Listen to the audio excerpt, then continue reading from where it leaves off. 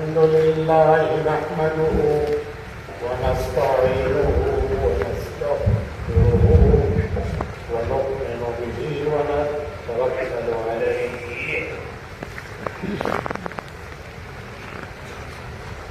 ونعوذ بالله من شرور أنفسنا ومن سيئات أعمالنا ونعوذ بالله من شرور أنفسنا ومن سيئات أعمالنا من يهده الله فلا مضل له ومن يضلله فلا هادي له ونشهد أن لا إله إلا الله وحده لا شريك له ونشهد أن سيدنا ونبينا ومولانا محمدا عبده ورسوله صلى الله عليه وعلى آله وصحبه وبارك وسلم تسليما كثيرا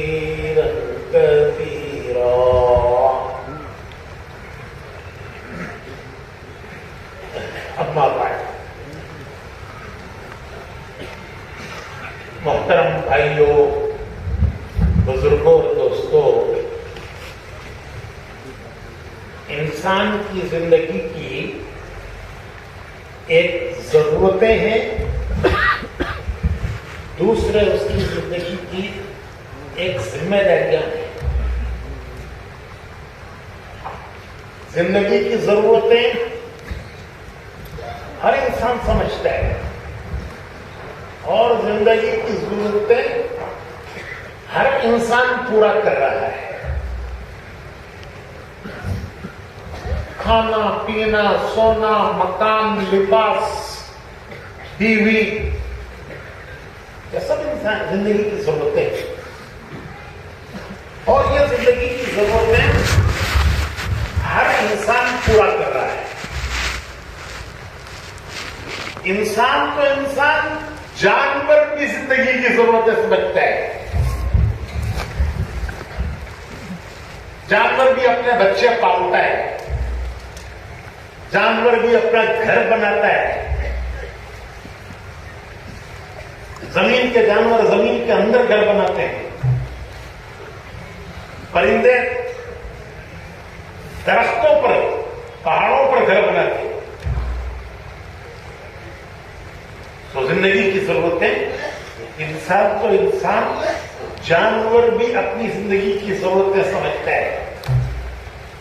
اسے بھی ڈر ہوتا ہے، اسے دشمن کا خوف ہوتا ہے، دشمن کی حفاظت کا وہ انتظام کرتا ہے کہ میرے اوپر دشمن حملہ نہ کرے، دشمن سے بچنے کا انتظام کرتا ہے۔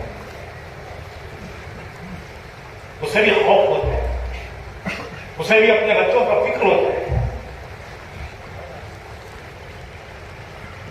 ہم ایک مسجد میں ٹھہرے تھے، اس کی بالکونی میں تختے کی بالکونی تھی، اس کے نیچے ہدہد نے بچے دیے ہوئے تھے۔ تو فجر کے بعد وہاں سے بچوں کی آوازیں آتی، ہدہد کے بچوں کی۔ تو میں نکل کر وہاں بیٹھ گیا دیکھنے کے لیے کہ یہ کیا تماشا ہوتا ہے۔ تو میں نے دیکھا کہ ہدہد اپنے منہ میں ان بچوں کے لیے کیڑے پکڑ کر لاتا ہے، اور جب ہدہد کے آدمی کی آواز سنتے ہیں وہ بچے، تو وہ جو درختوں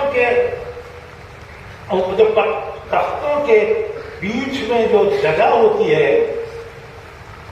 چھوٹی سی جگہ تختوں کے دو تختوں کے بیچ میں، ان میں سے وہ اپنی چونچ، چھوٹی سی چونچ وہ بچے نکالتے ہیں اور وہ خود اپنا منہ ان کی چونچ کے قریب کرتا ہے اور وہ جو کیڑا پکڑ کے لایا ہے اس کو منہ میں دبا کے رکھتا ہے اور وہ بچے آ کر اسے کتر کتر کر کھاتے ہیں. جب کھا لیتے ہیں تو پھر وہ نیا شکار کرنے کے لیے نکل جاتا ہے. میں سوچنے لگا کہ یہ اتنی دیر تک منہ میں اپنا شکار پکڑے ہوئے کیوں رہتا ہے کہ جب تک بچے کھا نہ لیں اس وقت تک اس شکار کو ان کے حوالے کر کے نہیں جاتا، لو کھا لو. تو میں اب مجھے سمجھ میں آیا کہ کہیں ایسا نہ ہو کہ وہ شکار ان پر غالب آ جائے، ان بچوں کو کچھ نقصان نہ پہنچے. ابھی زندہ ہے وہ تو وہ ان کو کچھ نقصان نہ پہنچے، چھوٹے چھوٹے بچے ہیں تو وہ منہ میں پکڑے رہتا ہے اس شکار کو اور وہ دو تختوں کے بیچ میں جو چھوٹی سی جگہ ہے وہاں اپنی چونچ لاتا ہے. وہ بچے وہاں سے اپنی چونچیں نکال کے اسے کتر کتر کے کھاتے ہیں. جب وہ پورا کھا لیتے ہیں تو پھر یہ دوبارہ شکار کرنے چلا جاتا ہے. بہت دیر کے بعد اندازہ ہوا کہ بچوں کا پیٹ بھر گیا تو اب وہ جانا آنا چھوڑ دیتے ہیں کہ بچوں کا پیٹ بھر گیا. میں سوچنے لگا اللہ، جانور بھی اپنے بچے پالتا ہے اور کتنے ڈھنگ سے پالتا ہے. صبح اٹھ کے پہلے جاتا ہے، شکار کر کے لاتا ہے اور ان کو کھلاتا ہے اور جب تک ان کا پیٹ بھرتا نہیں شکار لاتا رہتا ہے، کھلاتا رہتا ہے اور ایسی طریقے سے کھلاتا ہے کہ وہ شکار ان بچوں کا غالب نہ ہے. تو یہ ضرورتیں ہیں، زندگی کی ضرورتیں ہیں. وہ انسان تو انسان زندگی کی ضرورتوں کو جانور بھی سمجھتا ہے اور وہ بھی زندگی کی ضرورتیں پوری کرتا ہے. وہ بھی بچے پالتا ہے، وہ بھی مکان بناتا ہے. درختوں پر جو گھونسلے بناتے ہیں جانور وہ ایسے مضبوط گھونسلے ہوتے ہیں کہ بارش کا، ہوا کا کوئی اثر ہی نہیں پڑتا ہوں. ہمارا یورپ میں سفر ہو رہا تھا، بڑی سخت سردی پڑی تھی. جب سخت سردی پڑتی ہے تو پتے سب جھڑ جاتے ہیں، درختوں پر ایک پتا نہیں رہتا. سخت سردی میں سخت سردی پڑی تھی، پتے سب جھڑ گئے، لیکن ہر درخت پر 3-4 گھونسلے جانوروں کے صحیح و سالم باقی تھے. ارے پتے جھڑ گئے لیکن گھونسلے وہ نہیں جھڑ گئے، وہ اپنی جگہ سالم ہے. جس کو جانور کے بچے ہیں اس کا گھر ہے وہ رہتا ہے، وہ کچھ نہیں ہوا. سخت سردی کا اس پر کوئی اثر نہیں ہوا. ایسا مکان بناتا ہے. زمین کے اندر جانور گھر بناتے ہیں، زلزلے کا ان پر اثر نہیں ہوتا. بڑے بڑے مکان ٹوٹ جاتے ہیں، بلڈنگیں گر جاتی ہیں، لیکن وہ جانور کے جو زمین میں مکان بنا ہے اس کو کوئی اثر نہیں. تو بھائیوں، زندگی کی ضرورتیں انسان تو انسان، جانور بھی پوری کرتا ہے. کھانا، پینا، سونا، مکان بنانا، شادی کرنا، بچے پیدا کرنا، بچے پالنا، یہ سب انسان کی زندگی کی ضرورتیں ہیں. یہ ایک ضرورتیں ہیں. دوسرے، زندگی کی ذمہ داری کیا ہے؟ کس لیے دنیا میں اللہ نے بھیجا ہے؟ کیا کرنا ہے، کیا نہیں کرنا ہے؟ یہ مکان بنا کر دیا ہے اللہ نے ہمیں. دنیا کا بتاؤ، دنیا انسان کے لیے گھر ہے، گھر. آدم کے لیے اللہ نے یہ گھر بنایا کہ جاؤ اس میں بسو اور اس میں تمہاری اولاد بسے گی، یہ گھر تمہاری اولاد سے آباد ہوگا، لیکن کیسے رہو؟ یہاں کیسے رہو گے؟ تو قرآن کریم میں اللہ نے فرمایا کہ تمہارے اوپر احکامات آئیں گے، ہماری طرف سے احکام آئیں گے کہ یہ کرنے کے کام ہے، یہ نہیں کرنے کے کام ہے۔ ہر چیز میں حکم آئے گا اللہ کا، یہ کھاؤ، یہ مت کھاؤ، یہ پہنو، یہ مت پہنو، یہ پیو، یہ مت پیو، یہ نہیں سب پیو، یہ نہیں سب کھاؤ۔ سب سے پہلے انسان حضرت آدم ہے اور وہی سب سے پہلے نبی ہیں۔ سب سے پہلے نبی بھی آدم علیہ السلام ہیں اور سب سے پہلے انسان بھی آدم علیہ السلام ہے۔ پہلے نبی بھی ہیں اور پہلے انسان بھی ہیں۔ تو جب اللہ نے ان کو زمین پر اتارا تو ان پر حکم آیا کہ اے آدم، اب تم زمین پر اتارے گئے ہو، یہ زمین آباد ہوگی تمہاری اولاد سے، تو اس زمین پر تم کیسے رہو گے؟ تو ہماری طرف سے حکم آئیں گے کہ یہ کرنے کے کام، یہ نہیں کرنے کے کام، یہ کھاؤ، یہ مت کھاؤ، یہ پیو، یہ مت پیو، یہ پہنو، یہ مت پہنو، ان سے شادی کر سکتے ہو، ان سے شادی نہیں کر سکتے۔ کس سے کر سکتے ہو شادی، کس سے نہیں کر سکتے؟ ہر چیز میں انگریزی میں کہتے ہیں dos and don'ts, dos and don'ts, یہ کرنے کے کام ہے، یہ نہیں کرنے کے کام ہے۔ تو سب سے پہلے نبی آدم علیہ السلام، ان پر اللہ نے احکام اتارے اور طریقہ بتایا، طریقہ، حکم اور طریقہ، یہ کرنے کے کام، یہ نہیں کرنے کے کام۔ جو کام نہیں کرنے کا ہے اس کی تفصیل میں جانے کی ضرورت نہیں ہے۔ ہمارے یہاں بولتے ہیں نہیں جانے کے گاؤں کا راستہ کہیں کو جی پوچھنا،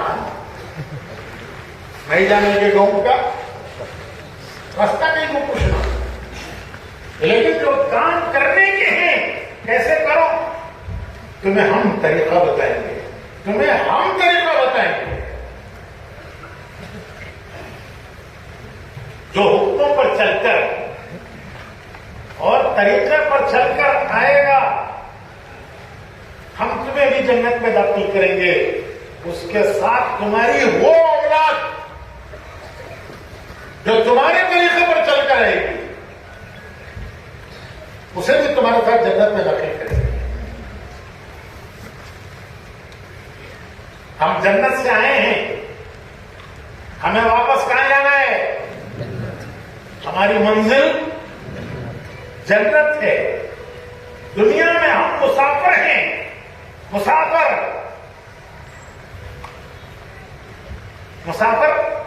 راستہ پوچھتا رہتا ہے، راستہ پوچھتا رہتا ہے، بھائی یہ ٹھیک ہے، میں ٹھیک راستے چل رہا ہوں یا کہیں میں بھٹک گیا؟ کیونکہ اگر وہ بھٹک گیا تو منزل کو کبھی نہیں پہنچے گا، وہ آدمی منزل کو پہنچتا ہے جو اس کا راستہ صحیح ہو۔ تو ہم آئے ہیں جنت سے، اور جانا کہاں ہے؟ کہاں جانے کا ارادہ ہے بھائی؟ ارے پکا ارادہ ہے نہیں ہے؟ تمنا تو کرو۔ تو آئے ہیں جنت سے، جانا جنت کو ہے۔ راستہ کیا ہے؟ راستہ کیا ہے؟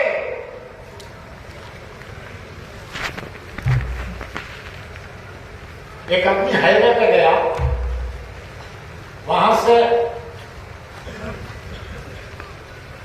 ادھر گئے تو بنگلورو، ادھر گئے تو مڑکسرا، ادھر گئے تو بنگلورو، ادھر گئے تو ایک طرف بنگلورو، ایک طرف بنگلورو، تو بڑا تو وہاں کھڑے ہو کر اس نے پوچھا کہ مجھے پاؤگڑا جانا ہے، کیسے جانا ہے؟ ایک گھنٹے میں کوٹ سوٹ ٹائی پہن کے کھڑا ہے. اس نے پوچھا حضرت راستہ بتائیے، مجھے بہت پڑھے لکھے آدمی دکھتے ہیں، جغرافیہ پڑھ کو رہیں گے. راستہ پوچھا تو انہیں بولا مولوی صاحب دنیا گول ہے، کدھر سے چلی جاؤ بنگلور پہنچ جاتے. مولوی صاحب دنیا گول ہے، کدھر سے چلی جاؤ بنگلور پہنچ جاتی. ارے پہنچ جاتی، ہر منزل کا ایک راستہ ہے، جو راستہ پکڑے گا وہ دیر سویر منزل کو پہنچے گا، راستہ گم کر دے گا وہ منزل کو نہیں پا سکتا. ہم آئے ہیں جگت سے، جانا ہے جگت کو. راستہ کیا ہے؟ راستہ وہ بتانے کے لیے اللہ نے نبی بھیجے. ارے زندگی کی ضرورتیں وہ تو ہر انسان پوری کر رہا ہے. میں نے بتایا کہ زندگی کی ضرورتیں جانور بھی سمجھتا ہے. یہ کوئی کمال ہے کہ زندگی کی ضرورتیں پورا کرنے میں سب کچھ لگا دیا، جان لگا دی، زندگی لگا دی. کیا کرنے میں؟ مکان بنانے میں، ضرورت پوری کرنے میں. وہ تو جانور بھی کر رہا ہے. اللہ نے کبھی بھیجے یہ بتانے کے لیے کہ تمہاری ذمہ داری کیا ہے. کیونکہ انسان ضرورتوں کو جانتا ہے، ذمہ داری کو نہیں جانتا کہ میری ذمہ داری کیا ہے. اللہ نے مجھے دنیا میں کیوں بھیجا ہے، مجھے کیوں پیدا کیا ہے دنیا میں. افحسبتم انما خلقناکم عبثا وانکم الینا لا ترجعون. کیا تمہارا خیال ہے کہ میں نے تم کو بغیر مقصد کے دنیا میں بھیجا ہے؟ قرآن میں اللہ فرما رہے ہیں کہ تمہارا خیال ہے کہ میں نے تم کو بغیر مقصد کے دنیا میں بھیجا ہے؟ تمہارے دنیا میں آنے کا کوئی مقصد نہیں ہے. اور کیا تمہارا خیال ہے کہ تم میرے پاس واپس نہیں آؤ گے؟ تمہیں بھیجا ہے دنیا میں ایک مقصد کے لیے. جب واپس آؤ گے تو میں پوچھوں گا کہ جس مقصد کے لیے تمہیں دنیا میں بھیجا تھا وہ مقصد پورا کیا نہیں کیا؟ وہ کیا مقصد ہے؟ انسان نہیں جانتا. وہ زندگی کی ضرورتیں جانتا ہے، زندگی کا مقصد اور زندگی کی ذمہ داری. پڑھے، بہت پڑھا لکھا، بہت پڑھا لکھا، پی ایچ ڈی، کیا مقصد ہے زندگی کا؟ اگر اس کے بعد ایمان نہیں ہے وہ نہیں بتا سکتا زندگی کا مقصد کیا ہے.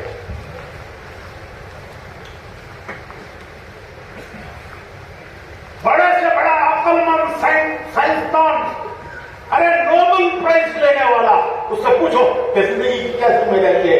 اگر اس کے پاس ایمان نہیں ہے وہ نہیں بتا سکتا کہ زندگی کی کیا ذمہ داری ہے. تو اس کے بعد نبی کی علم جو کہ نور ہے وہ نہیں ہے.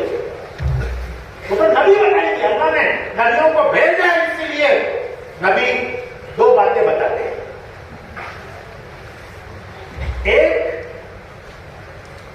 ضرورتوں کے پورا کرنے کا طریقہ بتاتے ہیں کہ ضرورت کیسے پوری کرو، ضرورت کیسے پوری کرو، طریقہ بتاتے ہیں. نبی ضرورت کے پورا کرنے کا طریقہ بتاتے ہیں اور نبی ذمہ داری بتاتے ہیں. کیسے ضرورت پوری کرو یہ بھی بتاتے ہیں، ضرورت کے پورا کرنے کا طریقہ اور ضرورت کے پورا اور ذمہ داری بتاتے ہیں کہ دیکھو میں دو باتیں بتا رہا ہوں.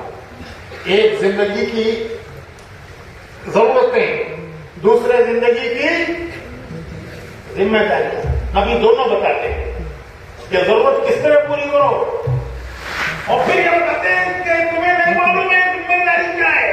دنیا نہیں جانتی کیونکہ دنیا میں ہم پہلی بار آئے ہیں. کون کون دوسری بار آپ کو ہے ذرا بتاؤ بھائی. نہیں مدگیری میں 2-3 بار آپ کو دنیا میں پہلی بار ایسا ہونا کون ہے, دوسری تیسری بار ایسا ہونا کون, ذرا کھڑے ہو جاؤ دیکھیے. پہلی بار آئے دنیا میں, پہلی بار آئے, ہمیں کیا معلوم یہاں کیا ذمہ داری ہے. تو نبی آ کے بتاتے ہیں کہ دیکھو یہ تمہاری ذمہ داری ہے.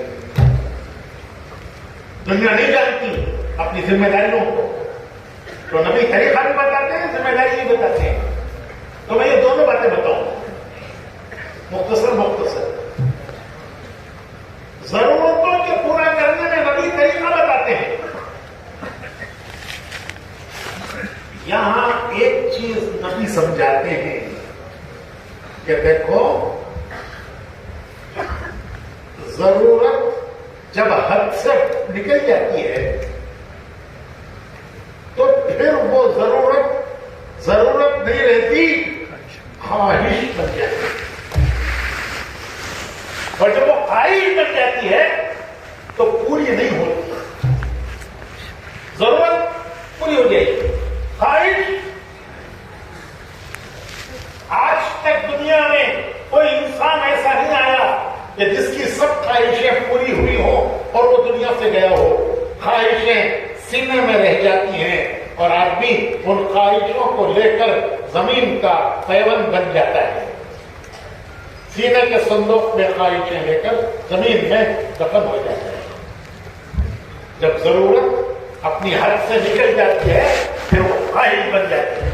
جب خواہش بن جاتی ہے تو وہ پوری نہیں ہوتی. کوئی دنیا میں آج تک ایسا نہیں آیا جس کی خواہش پوری ہوئی. خواہش رہ گئی, آدمی گیا. تو نبی بتاتے ہیں کہ دیکھو ضرورت کا یہ درجہ ہے, اس سے بڑھو گے تو خواہش. تو نبی طریقہ بتاتے ہیں. ایک راستہ ہے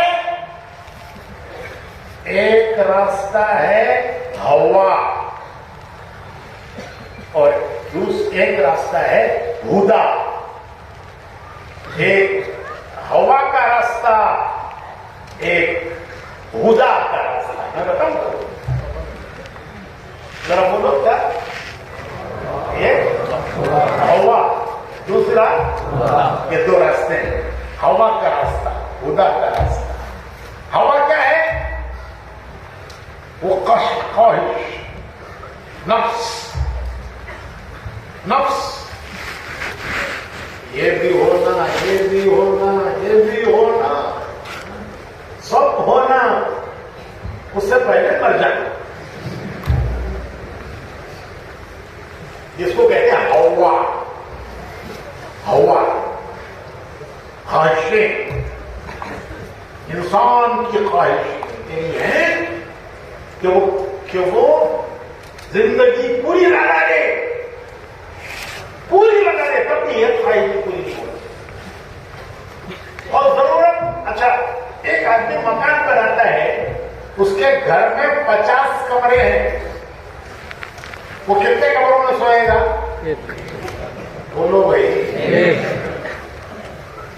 50 کمروں کا مکان بنایا, کتنے کمروں میں سوئے گا؟ پھر بھی بولتا ہے اس میں کمی رہ گئی اب تک, ذرا یہ کرنا آپ کو تھا, وہ نہیں ہوا.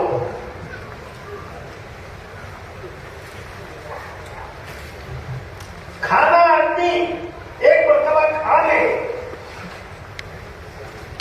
دال چاول کھائے, اس کے بعد بریانی لو بھائی یہ بھی کھاؤ, کیا بولتا ہے؟ ارے بولو نا, میں کھا لیا.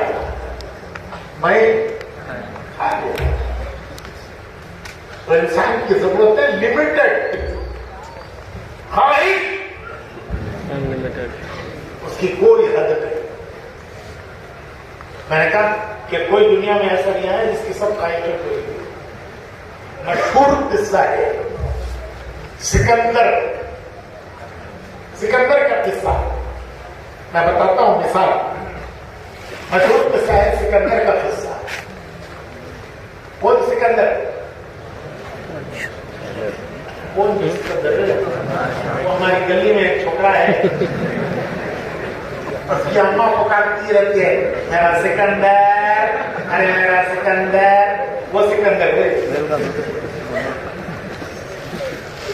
ارے دنیا فتح کرنے والا سکندر جو دنیا فتح کرنے کے مقصد سے چلا، اس کی زندگی کا ایک مقصد تھا کہ وہ جو دنیا فتح کرنا ہے، وہ چلا میکسیڈونیا، اسے اردو میں مقدونیہ کہتے ہیں، وہاں سے چلا، وہ یورپ میں۔ ابھی وہاں ہمارا اجتماع ہوا، سکندر کے گاؤں میں ہمارا اجتماع ہوا، اللہ نے تبلیغ کو وہاں تک پہنچا دیا، ہمارے بزرگ حضرات تشریف لے گئے تھے، 30 پر 3 ملکوں کے لوگ وہاں مقدونیہ میں جمع ہوئے، یورپ کے 33 کنٹریز، 30 پر 3 ملک یورپ کے سکندر کے شہر میں جمع ہوئے، مقدونیہ میں وہاں اجتماع ہوا، کوئی معمولی بات نہیں،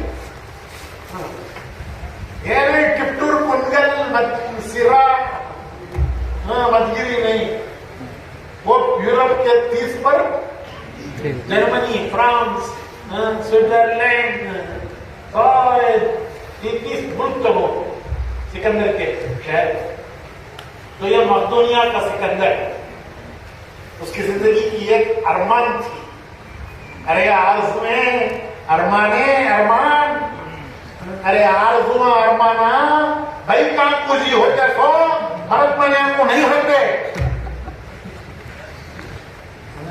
آرزو ارمانا کسے ہوتے سو انتے بولو، آرزو ارمانا کسے ہوتے سو بھائی کام پوجی، بھرت میں کو آرزواں ارمانا، تو سکندر کی ایک آرزو ایک ارمان دنیا فتح کرتا، وہ چلا، دنیا فتح کرنے کے لیے چلنے والا کیا لٹھا لے چلی گا، پوری تیاری کر کے چلا، ہندوستان تک آیا، یہاں آ کر اس کی فوج کٹ گئی، روز چل مارچ کرنا، روز جنگ لڑنا، پیدل جماعت نہیں، آج بہت چلتا لے بھائی چلو سو جائیے مسجد میں، روز مارچ کرو، روز کیا کرو، سو جاؤ، جنگ لڑو، تو فوج تھک گئی، ہندوستان آ کر فوج نے کہہ دیا اب ہم تھک گئے، اب ہمیں وطن یاد آتا ہے، ہمیں وطن یاد آتا ہے، اب ہم وطن جانا چاہتے ہیں، تو جب پوری فوج وطن جانا چاہتی ہے تو سکندر اکیلا کیا کرتا، وہ بھی مجبوراً واپس ہوا، واپسی میں اسے موت آئی،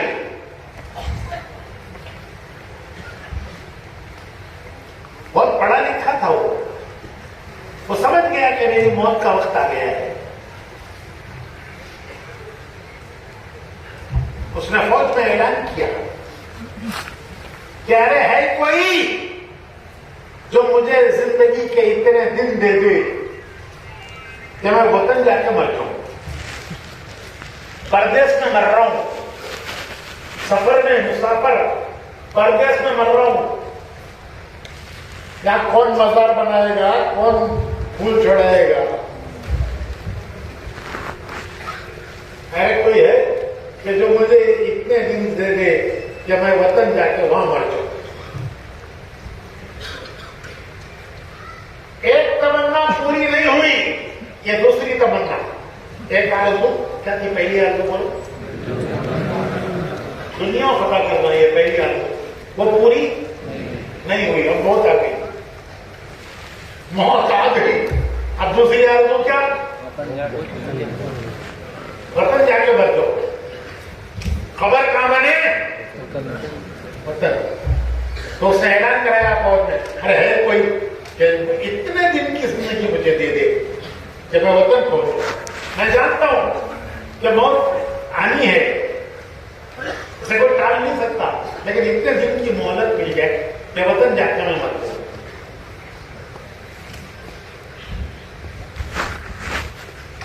تو اس نے اعلان کیا فوج میں اگر کوئی اتنے دن مجھے دے دے تو میں میری پوری دولت دینے تیار ہوں اسے. کوئی معمولی دولت، سکندر کی دولت، بڑے بڑے بادشاہوں کو شکست دی، بڑے بڑے بادشاہوں کے خزانے، بادشاہوں کے خزانے جو ان کے باپ دادا، کھکڑ دادا، سکڑ دادا سب نے جمع کر کے رکھے تھے خزانے، وہ سب خزانے فرعون میں اس کی سکندر کے ہو گئے. تو دنیا کے خزانے اس کے پاس، ملکوں کو فتح کر کے ان کے خزانے جو ہزاروں سال کے ان کے خزانے بادشاہوں کے وہ سب اس کے پاس. یہ کہتا ہے سب لے لو.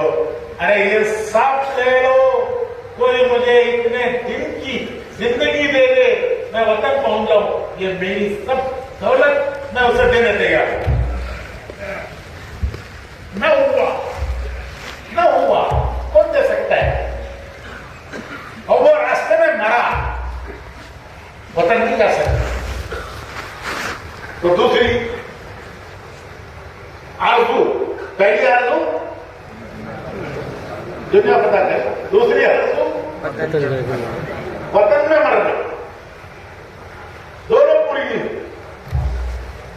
آخر میں اس نے اعلان کیا کہ جب میں مر جاؤں، وصیت کی کہ جب میں مر جاؤں میرے دونوں ہاتھ کفن کے باہر رکھو. عیسائیوں کے یہاں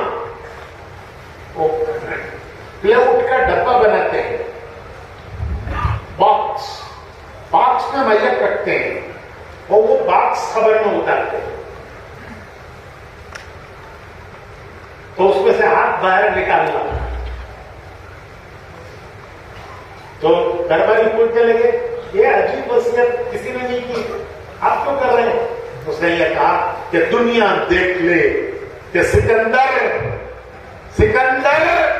دنیا سے کیا لے جا رہا ہے. سکندر دنیا سے کیا لے جا رہا ہے. لایا تھا کیا سکندر، دنیا سے لے گیا کیا، کہ دونوں ہاتھ خالی باہر کفن سے نکلے. خالی ہاتھ آیا دنیا میں اور خالی ہاتھ دنیا سے گیا. یہ خواہشوں کا انجام ہے، یہ خواہشوں کا انجام ہے. کیونکہ راستہ نہیں ہے، جانتے نہیں ہیں، راستہ معلوم نہیں ہے، تو خواہشوں کا انجام ناکام. اور ایک مثال اور دیتا ہوں، ایمان والے کی مثال. حضرت سیدنا بلال رضی اللہ تعالی عنہ انتقال کا وقت آیا. بیوی کہنے لگی کہ کیسے رنج کا وقت ہے، غم کا وقت ہے، میرے شوہر کی جدائی ہو رہی ہے. شوہر بھی کوئی معمولی شوہر ہے؟ ارے معمولی شوہر نہیں، مسجد نبوی کے مؤذن، اسلام کے پہلے مؤذن، حضور کے ہر وقت کے خادم، ہر وقت کے حضور کے خادم، مسجد نبوی کے مؤذن، وہ دنیا سے جا رہے ہیں. کیسے رنج کا غم کا وقت ہے. بیوی کہتی ہیں تو حضرت بلال ان کی آواز سنتے ہیں اور سن کر کہتے ہیں تو غلط بول رہی ہے، یہ رنج کا غم کا وقت نہیں ہے، یہ خوشی کا وقت ہے. تو کہہ رہے یہ رنج کا غم کا وقت ہے، نہیں یہ خوشی کا وقت ہے. ابھی تھوڑی دیر میں دنیا سے جاؤں گا، ابھی تھوڑی دیر میں جاؤں گا دنیا سے. میرے آقا محمد رسول اللہ صلی اللہ علیہ وسلم میرا انتظار کر رہے ہیں. میرے دوست، ان کے دوست صحابہ، حضور کے صحابہ ان کے دوست، تو میرے دوست صحابہ میرا انتظار کر رہے ہیں کہ آج کون آ رہا ہے. آج بلال آ رہا ہے.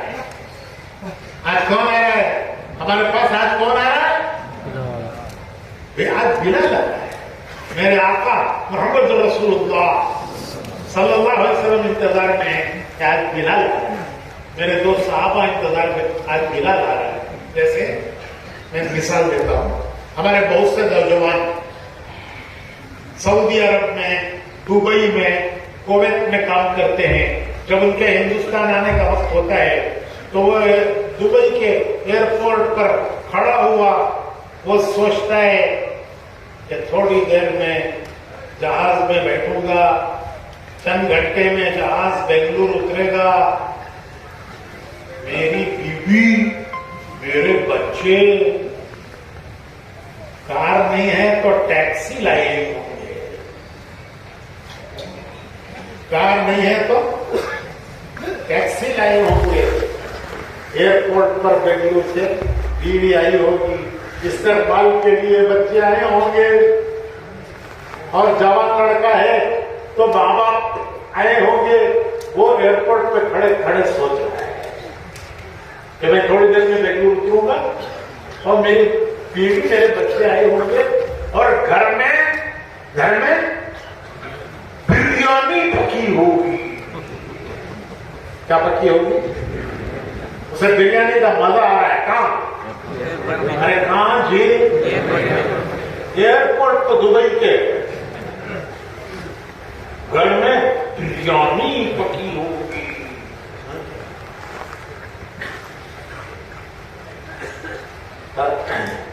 اور یہاں بچے کہہ رہے ہیں آج ابا آ رہے، ابا آ رہے ہیں، بچے کچھ آج ابا آ رہے، بیوی کچھ آج شوہر آ رہا ہے، ماں باپ کچھ آج بیٹا آ رہا ہے. ہمارے لیے کیا لایا رہے گا؟ ہمارے واسطے کیا لایا رہے گا؟ دیکھو صحابہ حضرت بلال کہتے ہیں کہ تو کیا دیوانی ہے کہ ہم کا وقت ہے؟ ارے میرے آقا محمد رسول اللہ صلی اللہ علیہ وسلم میرا انتظار کر رہے، صحابہ انتظار کر رہے، آج بلال آ رہے. ایسی خوش نصیب موت ہے. زندگی کام آ گئی، زندگی کا مقصد حاصل ہو گیا، زندگی ٹھکانے لگ گئی، سکندر کی ضائع ہو گئی، حضرت بلال کی ٹھکانے لگ گئی. تو بھائیو ابھی دو چیزیں بتاتے ہیں. ایک، زندگی کی ضرورت، خواہش پر مت جاؤ. خواہش نہ کسی کی پوری ہوئی، نہ کسی کی پوری ہوگی، نہیں ہوگی. اور دیکھو دنیا میں اللہ نے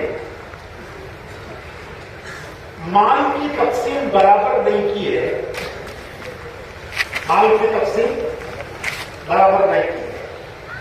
اعمال کی تقسیم برابر ہے، مال کی تقسیم 5 بات ہے، غریب کی بھی امیر کی 5، لیکن مال کی تقسیم اللہ نے برابر نہیں کی. کسی کو کم دیا، کسی کو زیادہ دیا. یہ اللہ کی حکمت ہے، یہ اللہ کی حکمت ہے. اس پر راضی رہو، یہ ایمان ہے. ایمان کا مطالبہ یہ ہے کہ ہمیں اللہ نے جس حال میں رکھا ہے ہم اس حال میں راضی رہیں، راضی رہیں. حدیث شریف میں آتا ہے کہ دنیا میں کسی ناز و نعمت میں پلنے والے کی طرف اگر کوئی حسرت کی نگاہ سے دیکھتا ہے تو اس کی طرف آسمان والے غضب کی نگاہ سے دیکھتے. دنیا میں ناز و نعمت میں پلنے والوں کی طرف اگر کوئی حسرت کی نگاہ سے دیکھتا ہے تو آسمان کی بادشاہت میں وہ بہت ذلیل سمجھا جاتا ہے. اور آسمان والے اسے نفرت کی نگاہ سے دیکھتے ہیں کہ تو اسے دیکھ رہا ہے جس کے پاس دنیا کی نعمتیں ہیں، تو نہیں دیکھتا تیرے پاس کتنی اللہ کی نعمتیں ہیں. ارے کتنی نعمتیں تجھے اللہ نے دی ہیں. دیکھنے کے لیے آنکھ دی، بولنے کے لیے زبان دی، کام کرنے کے لیے ہاتھ پیر دیے، سوچنے کے لیے دماغ دیا،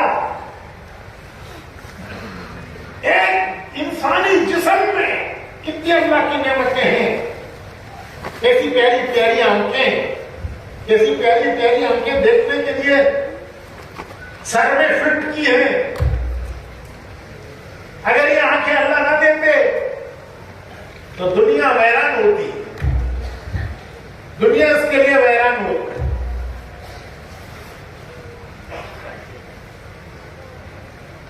کیسی زبان دی اپنی ضرورت پوری کرنے کے لیے, کیسے ہاتھ پیر دیے, کیسے پاؤں دیے, کیسے دماغ دیا. ایک اسکرو ڈھیلا کر ڈالے تو کیا اسکرو ڈھیلا معلوم ہے؟ ارے معلوم کے لیے نہیں معلوم. ذرا اسکرو ڈھیلا ہوگا تو اللہ حفاظت فرمائے مینٹل ہسپتالوں کے چکر کاٹتے ہیں. ایک کوئی بڑے وزیر تھے, وہ ایک پاگل خانے میں دیکھنے گئے. وہاں ان کو آفیسر وہاں کے ان کو معائنہ کرانے لگے. دیکھو ہم کیسا ان کو سکھاتے ہیں کہ دیوانوں کو ان کی ضرورت کیسے پوری کر لے. اب تو اٹھنا نہیں, دو کو اٹھنا.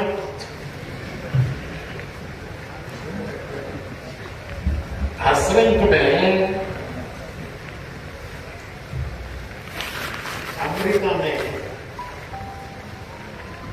ٹوائلٹ میں فلش کرنے پانی رہتا ہے, آگے نا وہ کھٹی دھونے پانی رہتا ہے, یہ کھٹی دھونے پانی نہیں رہتا.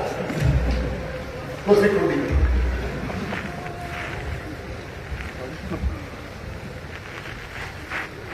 ہمارے ایک دوست کہنے لگے کہ میری ایک پڑوسی, ہم ہمیشہ عید برات میں اسے بریانی بھیجتے, اس کے ساتھ کچھ نہ کچھ معاملہ کرتے. پڑوسی کے ساتھ معاملہ ہے. حضور پوچھتے تھے حضرت عائشہ سے کہ عائشہ پڑوسی کے گھر کو بھیجا. کہ حضرت عائشہ کھانا دیتی, پیش کرتی, تو حضور پوچھتے عائشہ پڑوسی کے گھر کو بھیجا. حالانکہ پڑوسی یہودی بھی تھا. اور فرماتے ہیں کیا اگر کچھ نہیں بھیج سکتی تو سالن میں تھوڑا سا پانی ملا لیا ہوتا اور کچھ حصہ اس کو بھی بھیج دیا ہوتا. تم نے اسے کھانا پکنے کی خوشبو سنائی ہے, ارے تم اس کا کھانا بھی اس کو بھیج دیتے. یہ ہماری تعلیم ہے. تو وہ دوست پڑوسی ان کے ساتھ دوستی ہو گئی. وہ تو عیسائی عورت تھی, عیسائی گھرانے.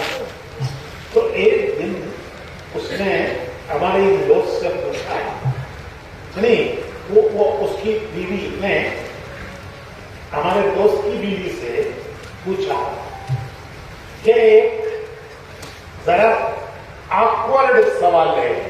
آکورڈ کو تو کیا بولے گی اردو میں, ٹیڑھا سوال ہے. مجھے بتا سکتی ہو جواب؟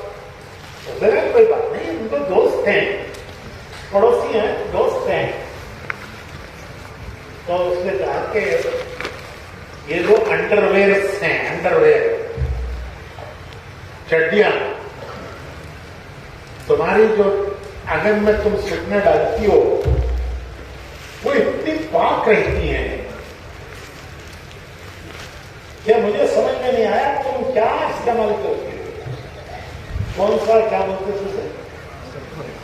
ارے وہ آلہ کیا چیز ہے, دھونے کا صابن, تم کیا استعمال کرتی ہو؟ میں دیکھتی ہوں کہ تمہارے جو انڈر ویئرس ہیں وہ بالکل صاف ہے. تو میں کئی مختلف قسم کے صابن میں نے استعمال کیے, لیکن وہ جو اس پہ دھبے ہیں وہ جاتے نہیں. تمہارے پینٹر میں دیکھتی ہوں کہ بالکل صاف رہتے ہیں. آنگن میں سکنے ڈالتے ہیں, میں بھی وہیں جا کے سکنا ڈالتی ہوں, میرے پیچھے تمہارے پیچھے تم ڈالتی ہو.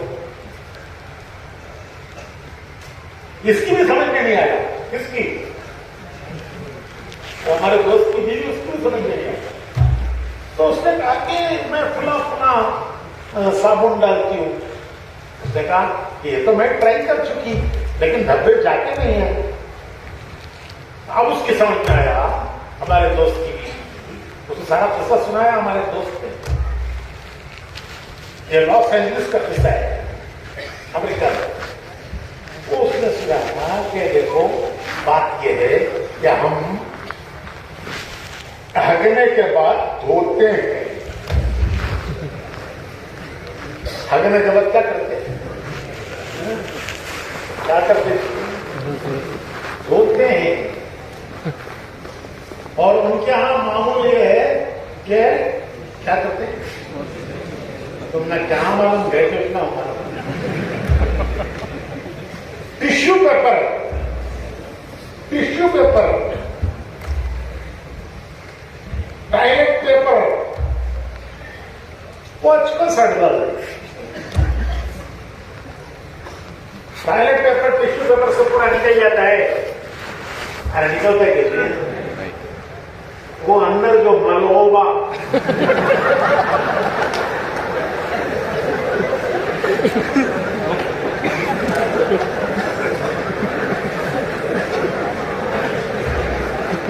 اوپر سے نکل گا اندر گٹلی کو لگوا.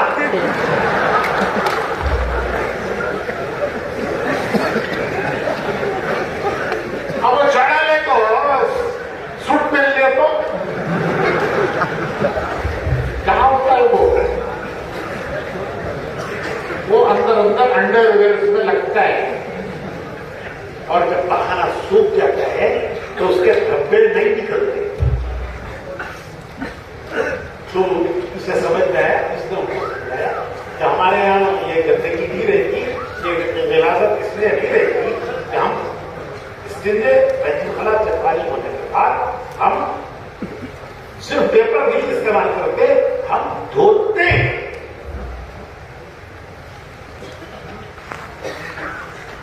وہ حیران رہتے کہ یہ تمہیں کس نے سکھایا، کیونکہ عام رواج نہیں ہے یہاں کا. عام رواج ہے، ہم سب سمجھتے ہیں. اس نے ہمیں سے پوچھا یہ کس نے سکھایا؟ تو اس نے کہا کہ ہمارے نبی نے ہمیں یہ بھی سکھایا ہے کہ دیکھو گندگی کو دھو کر اچھی طرح صاف کرو. 3 مرتبہ دھو، 3 مرتبہ دھو. تو میرے بھائیوں میں کہہ رہا تھا کہ نبی وہ زندگی کے ضرورتیں بھی سکھاتے ہیں، اس کو پورا کرنے کا طریقہ بھی بتاتے ہیں. ایک میں قصہ بتاؤں آپ کو، حیران ہو جائے گا. ایک اور دوست انہوں نے سنایا اپنا قصہ کہ میں نے ہمارے پڑوسی کو کھانے پر بلایا دعوت کے لیے. کھانا سب لگا دیا. اس کے بعد جب کھانے بیٹھے تو چونکہ مجھے معلوم تھا کہ یہ لوگ چمچے کاٹے سے کھاتے ہیں، چمچہ کاٹا، تو میں نے چمچہ کاٹا بھی رکھ دیا اس کے لیے، کیونکہ مہمان ہے اس کا اکرام کر رہے ہیں.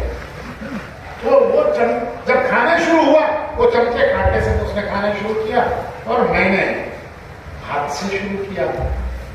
تو وہ ایک دم حیران ہو کے دیکھنے لگا کہ تم چمچے کاٹے سے نہیں کھاتے، ہاتھ سے کھاتے ہو. اس نے کہا کہ ہاں یہ ہمارے نبی کا طریقہ ہے کہ ہم ہاتھ سے کھاتے ہیں.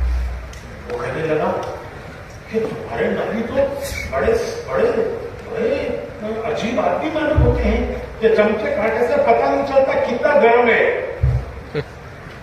کتنا گرم ہے، زبان جل جائے گی، نہیں پتہ چلتا. کتنی تمہیں سمجھداری کا طریقہ سکھایا ہے کہ ہاتھ سے لے کر پتہ چلتا ہے کہ یہ گرم کتنا ہے کہ کھا سکتے ہیں یا اس سے زیادہ گرم ہے کہ جب جل گئی. تو میرے بھائیوں میں یہ کہتا کہ اللہ پاک نبی کو 2 چیزیں بتاتا ہے. نبی 2 چیزیں بتاتے ہیں، ایک زندگی کی ضرورتیں اس کے پورا کرنے کا طریقہ اللہ نے جو چیزیں حرام کی ہیں، جو چیزیں اللہ نے حرام کی ہیں، کیا اللہ کے پاس ان کا اسٹاک کم ہو گئے؟ ارے بولتے نہیں، اللہ کے پاس اس کا اسٹاک کم ہوگا اگر کو حرام کر دیا سو سمجھ میں آ رہا نہیں آ رہا ہے میرے بھائیوں؟ وہ اس لیے حرام کیا ہے کہ وہ ہمارے لیے نقصان ہے، اس میں آج سمجھ میں نہیں آیا کب سمجھ میں آئے گا؟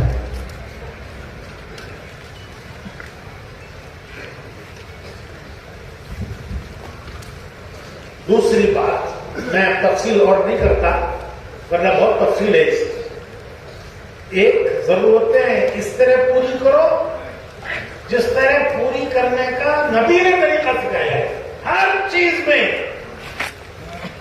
پہننے میں، سونے میں، اٹھنے میں، بیٹھنے میں۔ جماعتوں میں یہی چل کے سیکھتے ہیں، جماعتوں میں چل کر یہی سیکھتے ہیں کہ ہر چیز میں حضور کا طریقہ سیکھو۔ حضور نے وہ بتایا ہے ہم کو جو اللہ نے ان کو بتایا ہے۔ نبی وہ بھی آزاد نہیں ہے، نبی تابع ہے وہی کے، نبی تابع ہیں وہی کے، اور ہم تابع ہیں نبی کے۔ ہم نبی کے تابع اور نبی وحی کے تابع۔ وَمَا يَنطِقُ عَنِ الْهَوَىٰ إِنْ هُوَ إِلَّا وَحْيٌ يُوحَىٰ کہ نبی اپنی طرف سے کچھ نہیں بولتے، وہ جو کچھ نہیں بولتے ہیں وہ بولتے ہیں جو ان کو اللہ بتاتا ہے۔ تو ہمارا دین یہ ہے، یہ ہمارا دین ہے، ہم آزاد نہیں ہیں، ہم کسی چیز میں آزاد نہیں ہیں، ہم نبی کے تابع اور نبی وہی کے تابع۔ نبی وہ کرتے جو بتاتے ہیں تو وہی آتی ہے، ہم کو نبی نے وہ بتایا ہے جو ان پر وہی آئی ہے اللہ کی طرف سے، اور ہم ان کے تابع۔ یہ کامیابی کی راہ ہے، کامیابی کی راہ ہے۔ دوسری بات، زندگی کی ذمہ داریاں کیا ہیں؟ ہمیں اللہ نے دنیا میں کیوں بھیجا ہے؟ ہم دنیا میں کیوں آئے ہیں؟ صرف ضرورت پوری کر کے مر جانا، یہ تو دنیا کا ہر انسان کر رہا ہے۔ ضرورتیں پوری کر کے کھانا پینا، شادی کرنا، ہر سال ایک نوا کیلنڈر نکالنا۔ کیا ہوا نوا کیلنڈر؟ ہر سال ایک نوا بچہ، نوا کیلنڈر، کر کے مر جانا ساری دنیا کر رہی ہے۔ اگر ایک ایمان والا بھی اتنا ہی کرتا ہے نہیں، کس کے لیے اللہ نے ہمیں دنیا میں؟ بھائیو، زندگی کی دو ذمہ داریاں ہیں، زندگی کی دو ذمہ داریاں ہیں، ایک اللہ کا حق، دوسرے اس کے بندوں کا حق۔ ایک اللہ کا حق، اللہ کا حق کیا ہے؟ اس نے پیدا کیا، اس نے سب کچھ دیا، زمین آسمان بنائی، یہ انسان کے لیے بنایا، زمین کا فرش بچھایا، آسمان کی چھت لگائی، 3 دن کے واسطے تمہیں، 2 دن کے واسطے یہ کیا ہے جرمن پنڈال، کیا لائے سر؟ جرمن پنڈال 2 دن کے واسطے کتنے پیسے دیا پوچھو؟ اللہ نے کیسا پنڈال لگایا ہے؟ آسمان کا پنڈال، زمین کا فرش بچھایا، آسمان کی چھت لگائی، چاند سورج سے روشن کیا دنیا کو، ایک چھوٹا سا فٹ بال کے برابر آسمان میں، فٹ بال کا کتنا بڑا دکھتا ہے آسمان میں، سورج کتنا دکھتا ہے؟ فٹ بال، ایک فٹ بال کا برابر سورج ساری دنیا کو روشن کرتا ہے، بادشاہ کے محل میں بھی روشنی پہنچاتا ہے، غریب کے جھوپڑے میں بھی روشنی پہنچاتا ہے۔ آج تک کبھی اللہ نے کنیکشن کٹ نہیں کیا، بل نہیں دیا انہیں، بل نہیں دیا تو الیکٹرک والے کیا کرتے ہیں؟ کیا کرتے بھائی؟ چھوڑا دیں جاتے چلو بات ہے اللہ نے کبھی اس کا کنیکشن کٹ نہیں کیا. چاند سورج کی روشنی دی, زمین سے اناج اگایا, آسمان سے بارشیں برسائی, زمین سے اناج اگایا, تو درختوں میں پھل لگائے, نہریں بہائی, سب کچھ انسان کے لیے کیا. یہ سارا دنیا کا نظام اللہ نے انسان کے لیے چلایا. پھر انسان کو کس لیے پیدا کیا؟ تو انسان کے دو حق ہیں. ایک اللہ کا حق, اللہ کا حق, اللہ کا حق کیا ہے؟ اللہ کا حق وہ کرو جو اللہ کو پسند ہے, جو نہ کرو جو اللہ کو پسند نہیں ہے. اللہ کا حق عبادت, عبادت, اور عبادت کیا ہے؟ عبادت یہ ہے کہ جو اللہ کو پسند ہے وہ کرو, جو اللہ کو پسند نہیں ہے وہ نہ کرو. کون بتائے گا کہ اللہ کو کیا پسند ہے, اللہ کو کیا پسند نہیں ہے؟ کون بتائیں گے؟ جواب تو دو. نبی بتائیں گے, نبی بتائیں گے کہ دیکھو یہ اللہ کو پسند ہے, یہ کرو اس سے اللہ خوش ہوتا ہے, یہ مت کرو اس سے اللہ ناراض ہوتا ہے. تو پہلا حق ہے اللہ. نبی بتاتے ہیں اللہ کا حق ادا کرو. کیا ہے اللہ کا حق؟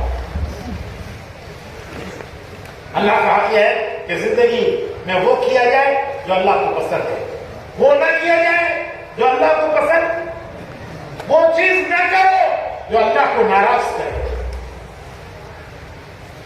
ارے سب کچھ اللہ کا دیا ہوا, سب کچھ استعمال کرنے کے بعد جب بندہ اس کا حکم توڑتا ہے, جب اللہ کی ساری نعمتوں کو استعمال کرنے کے بعد جب بندہ اللہ کا حکم توڑتا ہے, تو حدیث میں آتا ہے کہ زمین کہتی ہے, زمین کہتی ہے کہ اللہ تو اجازت دے ہم ہل جائیں اور ان کو اپنے اندر لے لیں. زلزلہ, سمندر کہتا ہے کہ اللہ کو اجازت دے ہم ان پہ چڑھ گئے. ہوائیں کہتی ہیں اجازت دے ہم تیز ہو جائیں.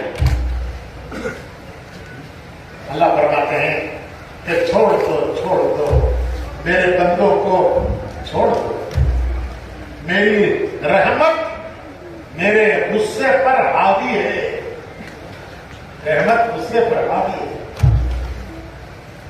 اللہ تعالیٰ فرماتے ہیں میرے بندے اگر تو اتنی نافرمانی کر دے کہ تیری نافرمانیاں آسمان کو چھو لے, تیری نافرمانیاں آسمان کو چھو لے, اور ایک مرتبہ تو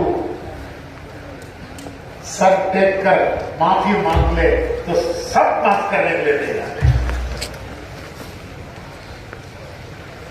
کیسے کریم آقا, کیسے کریم آقا, اور ہم کیسے نمک حرام بندے. بیٹا باپ کی نہ سنے تو باپ غصے میں آتا ہے, بولتا ہے نمک حرام جی نے میرا بیٹا. بیٹا باپ کی نہ سنے تو باپ غصے میں آتا ہے, نمک حرام جی میرا بیٹا. نہ تو کرے تو نہ تو کر رہے گا تو کرتا ہے, کرو گا تو کرو کرتے سزا نہیں کرتا, نہ تو کرو کرتے تو. جس مالک نے سب کچھ کیا, سب کچھ اسی نے دیا ہوا, جب اس کی نافرمانی بندہ کرے تو کتنی ناراض ہے. تو بھائیو اللہ کا حق, دوسرے اس کی مخلوق کا, اس کے بندوں کا, اس کے بندوں کا اس امت پر, حضور کی امت پر بڑی ذمہ داری ہے.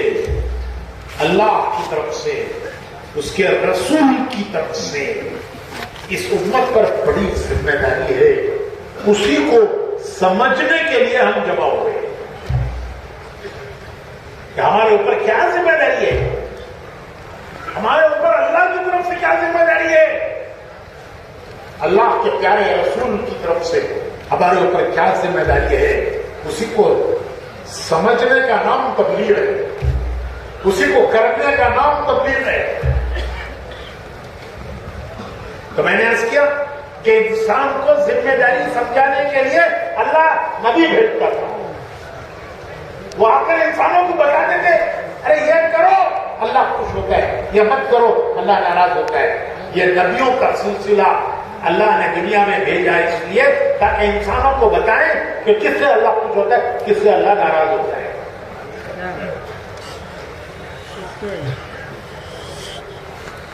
اب نبی دنیا میں نہیں آئیں گے کیونکہ ہمارے پیارے نبی آخری, آپ کے بعد دنیا میں نبی کوئی نہیں آئے گا. نبیوں کا سلسلہ ختم ہو گیا. نبی دنیا میں آتے تھے انسانوں کو لتخرج الناس من الظلمات الى النور. ہمارے نبی آتے تھے اندھیروں سے نکالنے. کن اندھیروں سے؟ کفر کا اندھیرا, گناہوں کا اندھیرا, نافرمانیوں کا اندھیرا, گناہوں کا اندھیرا. ان اندھیروں سے نکال کر ایمان کے نور کی طرف اللہ کے بندوں کو لانے کے لیے نبی آتے تھے. اب نبی نہیں آئیں گے تو کیا انسانوں کو اندھیروں میں بھٹکنے کے لیے چھوڑ دیا جائے گا؟ میرے بھائیوں, یہ حج کا زمانہ چل رہا ہے. حج کا چاروں طرف سے اللہ کے بندے پروانوں کی طرح اللہ کے گھر پر جمع ہو رہے ہیں. چاروں طرف سے اللہ کے بندے اللہ کے گھر کی طرف جا رہے ہیں. یہ حج کے ایام ہیں. حاجیوں کی روانگی کا سلسلہ ساری دنیا سے جاری ہے. اور ساری دنیا سے حاجی بیت اللہ اور مدینہ منورہ حضور کے روضے پر پہنچ رہے ہیں. حضور نے اپنے آخری حج میں, آخری حج حضور کا حجۃ الوداع, اور اس آخری حج میں حضور نے مینا سے, عرفات سے, جبل رحمت سے حضور نے خطبہ دیا. حضور کا آخری حج ہے. عرفات کا میدان ہے, جبل رحمت, رحمت کی پہاڑی ہے. حضور نے وہاں سے خطبہ دیا. اس کا نام خطبہ حجۃ الوداع, اور اس حج کا نام حجۃ الوداع, اور اس خطبے کا نام خطبہ حجۃ الوداع. یہ کیوں پڑھا؟ یہ اس لیے پڑھا کہ اس کے 2 مہینے بعد حضور دنیا سے رخصت ہو گئے. اس حجۃ الوداع کے بعد اور خطبہ حجۃ الوداع کے 2 مہینے کے بعد حضور دنیا سے رخصت ہو گئے. اس لیے اس حج کا نام حجۃ الوداع اور اس خطبے کا نام خطبہ حجۃ الوداع.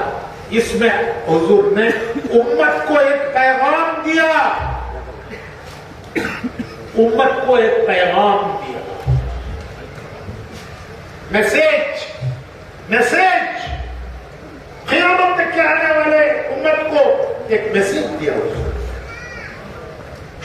رحمت کی پہاڑی سے آپ نے پوچھا, صحابہ کا مجمع سامنے ہے, 1.25 لاکھ سے کچھ کم زیادہ صحابہ ہیں. تو حضور نے پوچھا کہ کیا میں نے اللہ کا پیغام تم تک پہنچا دیا؟ تو سب نے ایک زبان ہو کر عرض کیا کہ آپ نے پہنچایا ہی نہیں, اس کے پہنچانے کا حق بھی ادا کر دیا. تو حضور نے فرمایا اے اللہ, ان کی بات پر تو گواہ ہے کہ میں نے تیرا پیغام ان تک پہنچایا, تو گواہ ہے. پھر فرمایا کہ میں نے تم تک پہنچایا ہے, میں مطلب بتا رہا ہوں, آگے پہنچاتے رہنا تمہارا کام ہے. میں نے میرا پیغام, اللہ کا پیغام میں نے تم تک پہنچایا ہے, آگے پہنچاتے رہنا.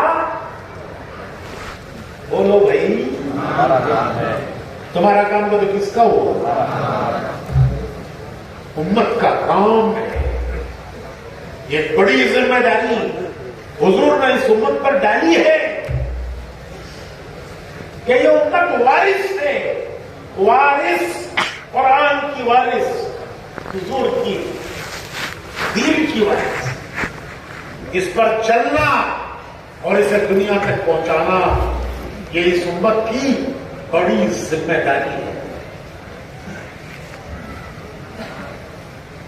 یہی ذمہ داری تھی کہ جس کی بنا پر صحابہ پوری دنیا میں پھیل گئے، پوری دنیا میں پھیل گئے، پیدا ہوئے عرب میں، پھیل گئے پوری دنیا میں۔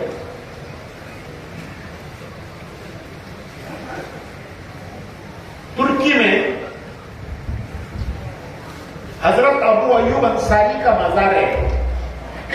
ترکی میں حضرت ابو ایوب انصاری کون ہے؟ حضور کے پہلے میزبان۔ جب حضور مدینہ تشریف لائے تو حضور کا گھر تو مکے میں تھا، وہ چھوٹ گیا، مدینے میں کوئی حضور کا گھر نہیں تھا۔ اب مدینے کے کس آدمی کی تمنا نہیں ہوگی کہ حضور میرے گھر ٹھہرے؟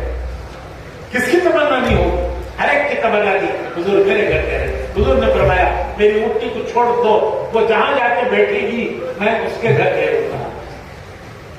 وہ چلتی چلتی آ کر حضرت ابو ایوب انصاری کے گھر بیٹھ گئی۔ حضور نے فرمایا کہ اللہ کی طرف سے اشارہ ہے، میں ان کے گھر ٹھہروں گا۔ تو حضور 7 مہینے حضرت ابو ایوب انصاری کے گھر ٹھہرے۔ کتنے مہینے؟ 7 مہینے حضور حضرت ابو ایوب انصاری کے گھر ٹھہرے۔ ان 7 مہینوں میں مسجد نبوی بنی، حضور کی بیویوں کے لیے حجرے بنے، حضور پھر وہاں سے منتقل ہوئے۔ تو یہ ابو ایوب انصاری وہ خوش نصیب ہیں کہ جن کے گھر حضور کتنے مہینے ٹھہرے؟ وہ کہاں ہیں؟ ان کا مزار ترکی میں۔ بوڑھے ہو گئے تھے، 70 سال سے اوپر عمر تھی ان کی، جماعت جاری تھی ترکی۔ اس زمانے میں ترکی بہت دور کا ملک تھا،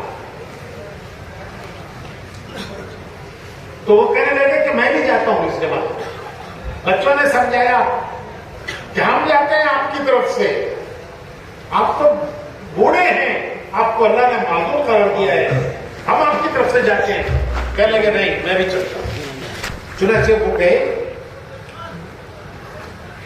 ترکی پہنچ کر بیمار ہو گئے۔ ان کی عیادت کے لیے، بیمار پرسی کے لیے لشکر کے امیر آئے۔ انہوں نے پوچھا اے صحابی رسول، ان کو بھی اندازہ ہو گیا کہ ان کا آخری وقت ہے۔ خود ابو ایوب انصاری رضی اللہ تعالیٰ عنہ کو اندازہ ہو گیا کہ یہ میرا آخری وقت ہے۔ تو انہوں نے پوچھا ان کے مزار پر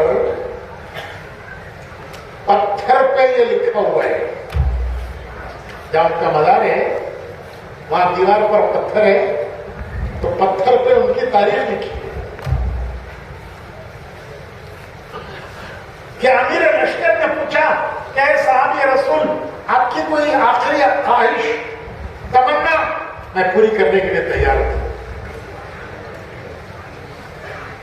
اگر ابو ایوب یہ کہتے کہ مجھے مدینہ بھیج دو، میری زندگی کے آخری دن وہاں پورے کرتا ہوں، ان کو حق تھا، ان کو حق تھا۔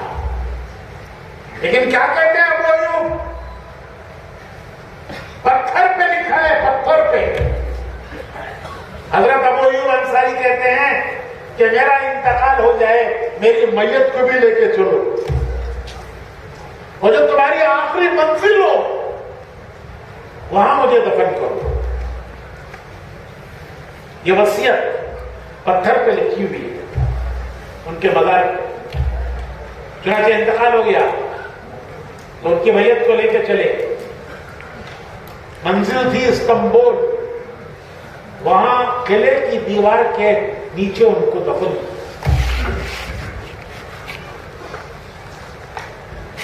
وہاں پتھر پہ ایسا لکھا ہوا ہے.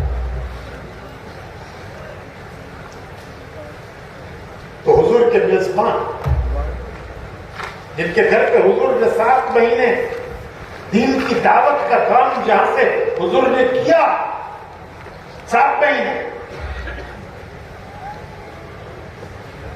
ان کے آخری دن ترکی میں, یہ ان کی قربانیاں ہیں, یہ ان کی قربانیاں ہیں. آج پورا ترکی مسلمان ہے, ترکی میں کوئی غیر مسلم نہیں ہے. کوئی گیا ہو کام کرنے کے لیے حکومت کے لیے, حکومت کے کام سے, وہ ورنہ ترک کے معنی مسلمان. پہلے زمانے میں ہمارے کرناٹک میں بھی بولتے تھے ಇವರೆಲ್ಲ ತುರ್ಕರು ಪಾಯ,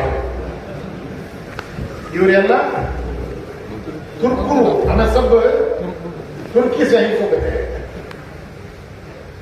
تو ترک کے معنی مسلمان, یہ ان کی قربانیاں ہیں.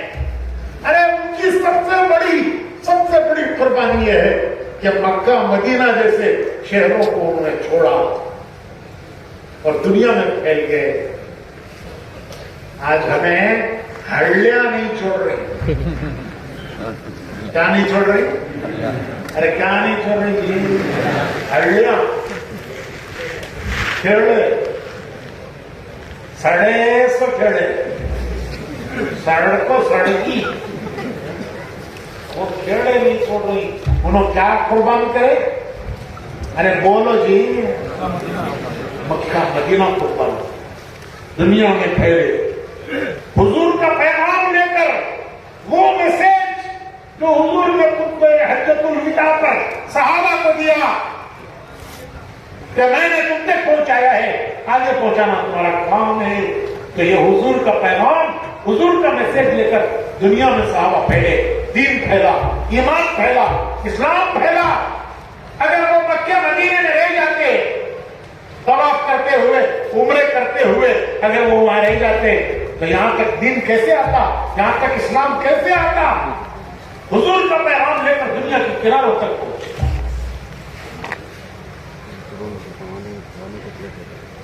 ہم ان کے بازار پر گئے. استنبول کے ایک عالم تھے جو ہمیں زیارتیں کرا رہے تھے. وہاں کئی صحابہ کے مزارات ہیں, استنبول میں کئی صحابہ ہیں.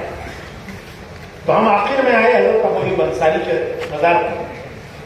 تو عالم نے ایک قصہ سنایا کہ چند سال پہلے ایک جماعت آئی, اس میں بھی ایک بوڑھے تھے ابو ایوب انصاری کی طرح بڑے میاں, یہاں آ کر ان کا انتقال ہو گیا. تو معاملہ قاضی کے پاس گیا کہ یہ بڑے میاں ان کا انتقال ہو گیا ہے, باہر کے ملک سے آئے ہیں, تو کیا کہاں دفن کرنا ہے ان کو؟ وہاں کا قاضی کسی پردیش میں انتقال ہو جائے تو پھر وہ حکومت ہی کام بنتا ہے کہ حکومت طے کرے. تو وہاں کا قاضی جج ہوتا ہے, قاضی کی پوزیشن جج کی ہوتی ہے. ہمارے طرح خالی نکاح پڑھانے والا قاضی نہ ہے, وہ پورا پاور جج کا ہوتا ہے. تو قاضی نے پورا کیس بنایا کہ یہ بڑے میاں کہاں سے آئے, کیوں آئے, ہمارے ملک میں کیوں آئے. اور پھر کیس بنانے کے بعد اس نے فیصلہ لکھا قاضی نے. یہ وہ عالم بتا رہے تھے استنبول کہ قاضی نے فیصلہ لکھا کہ یہ مرحوم کے بارے ان پر اللہ کی رحمت ہو, ہمارے ملک میں اس کام کے لیے آئے جس کام کے لیے حضرت ابو ایوب انصاری آئے تھے. یہ قاضی نے لکھا کہ یہ مرحوم ہمارے ملک میں اس کام کے لیے آئے, جس کام کے لیے ابو ایوب انصاری آئے تھے. لہذا ان کو ابو ایوب انصاری کے قبرستان میں ان کے پڑوس میں دفن کرو.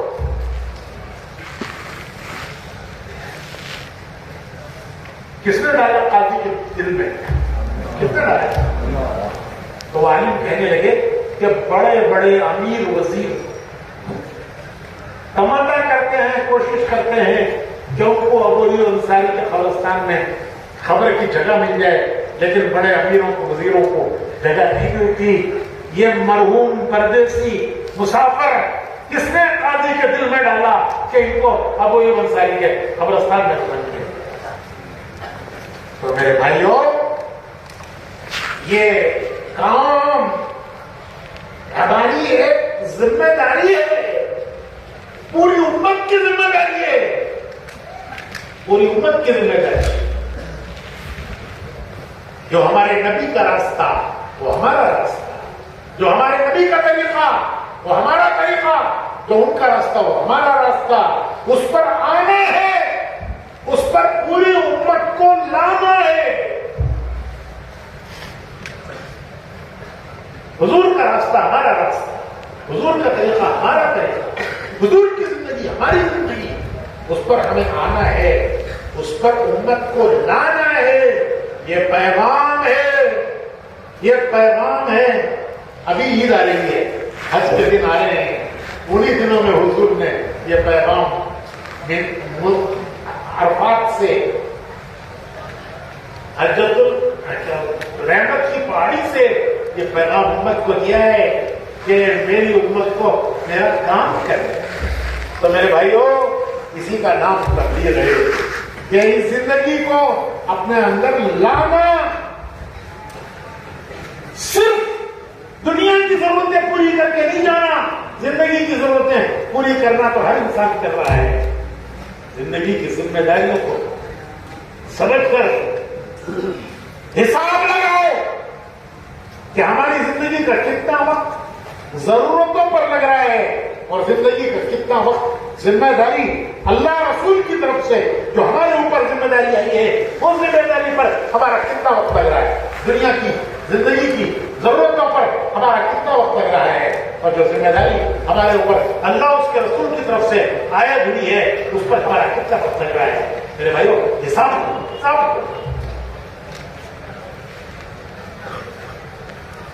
مولانا الیاس صاحب رحمۃ اللہ علیہ نے ایک سادہ سمپل پروگرام دیا کہ بھائی ایک تیسرا حصہ اللہ کے دین کے لیے لگاؤ. جو کچھ اللہ کا دیا ہوا ہے, سب سے بڑی دولت زندگی, سب سے بڑی دولت زندگی.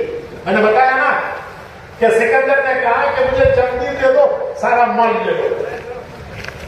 اور اللہ کی دی ہوئی زندگی, اللہ کی دی ہوئی زندگی کس وقت پہ لگ رہی ہے, ضرورتوں پہ کتنی لگ رہی ہے, مقصد اور ذمہ داری پہ کتنی لگ رہی ہے, اور آدمی حساب کرے.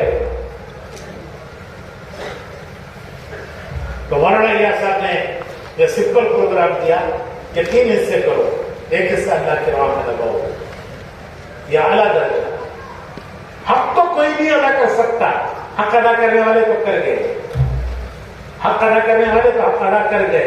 لیکن اگر کوئی 1/3 بھی لگائے, اللہ اسے ذریعہ بنائیں گے دنیا میں دین اور ہدایت کے پھیلانے کا, اسے اللہ ذریعہ بنائیں گے. اور آخری درجہ نجات کا درجہ, نجات کا, کہ اگر 10واں بھی ہم لگا دیں گے, 10واں تو ہمیں اللہ نجات دے دے گا. زندگی کا 10واں حصہ بھی اگر ہم دین کے لیے لگا دیں گے تو اللہ نجات دے دے گا. تو سال کا 10واں کتنا, چندہ. مہینے کا 10واں 3 دن, روزانہ کا 10واں 2.5 گھنٹے. اگر اتنا بھی کوئی کر لے گا تو بشارتے ہیں قرآن و حدیث میں کہ اللہ اس کو نجات عطا فرماتے ہیں, اور قیامت میں اللہ ان کے ساتھ اٹھائیں گے. چلے تھے ان کی راہ پر, راستہ ان کا پکڑا تھا, منزل کو نہیں پہنچے لیکن راہ پکڑی تھی ان کی. چلے تھے ان کی راہ پر, منزل کو نہیں پہنچے, اس سے پہلے دنیا سے چلے گئے. بشارتے ہیں قرآن و حدیث میں کہ قیامت پہ اللہ ان کے ساتھ اٹھائے گا، اس راستے پر چلنے والوں کے ساتھ اٹھائے گا، منزل کو پہنچنے والوں کے ساتھ اللہ حشر کرے گا۔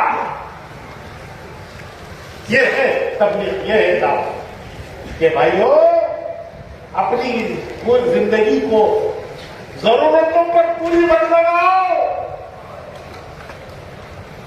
ضرورتیں پھر خواہش پر جائیں گی، پھر خواہش پوری ہوگی، اس پر مت لگاؤ۔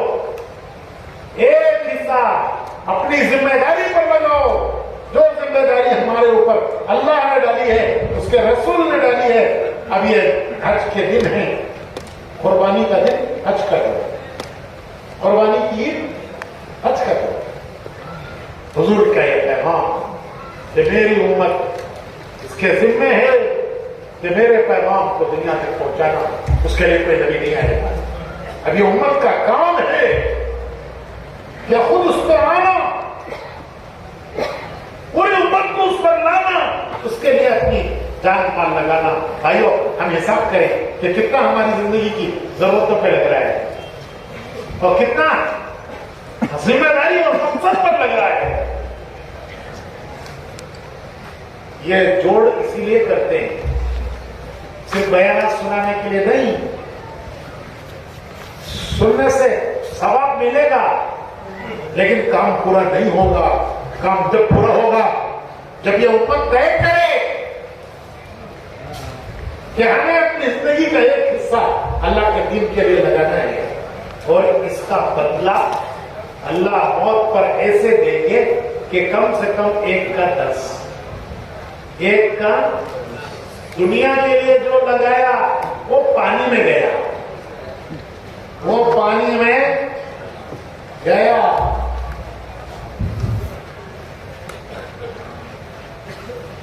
بیٹے جگتے رہتی، بوڑھا کب مرتا ہے کی کرو، چاہتا نہیں نہ جی دولت کو سانپ بن کو بیٹھ گئے، بیٹے جگتے رہتی، غصہ کرو نہ کو جمایا دعا مانگتی۔ یہ دنیا جو ہے نا، یہ بڑی